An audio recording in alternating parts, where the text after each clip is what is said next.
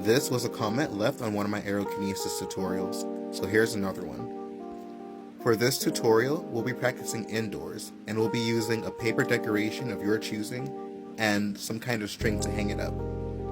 If you are just starting, I recommend using a fan of some kind to get a gentle breeze going. However, it's not needed. Though I do want to quickly disclaim that if you aren't using an air source, that there might be some varying results depending on some circumstances. Things like temperature, humidity, and even air pressure can cause a variance in results.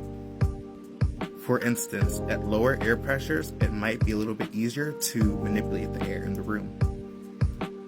Having a window open, even if it's not windy outside, can cause a drastic difference in the air pressure. Even if the window is on the other side of a large room, that air pressure difference can cause a difference in your results. That being said, let's get right into it. So I have my paper fans hung up, but that's not required. You can always just hold yours right out in front of you. Let's start by taking a few deep breaths to center yourself, and let's set our intentions to connect with the air around you. We're going to visualize the air moving and swirling in response to your energy.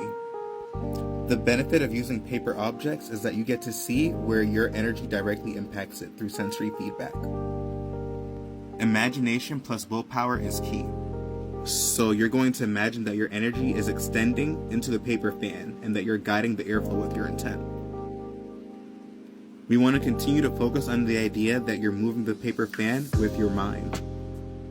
And you're going to continue to hold that intention and focus even if you don't notice an immediate response. Continue to visualize the air responding to your commands and the airflow becoming more pronounced.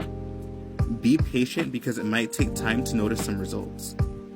Experiment with different hand movements, with different angles, with different distances even from the ceiling fan. Observe the fan's movement and adjust your techniques accordingly. As you get more comfortable, you can always increase the setting of the ceiling fan or the room fan as well.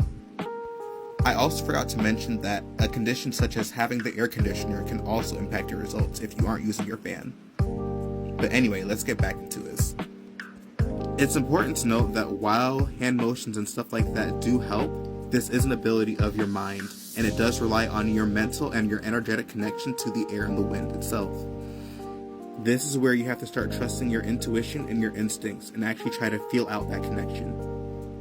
It might take some time to see some results, but don't get discouraged. If you keep practicing, I promise you will be able to manipulate the air with your mind.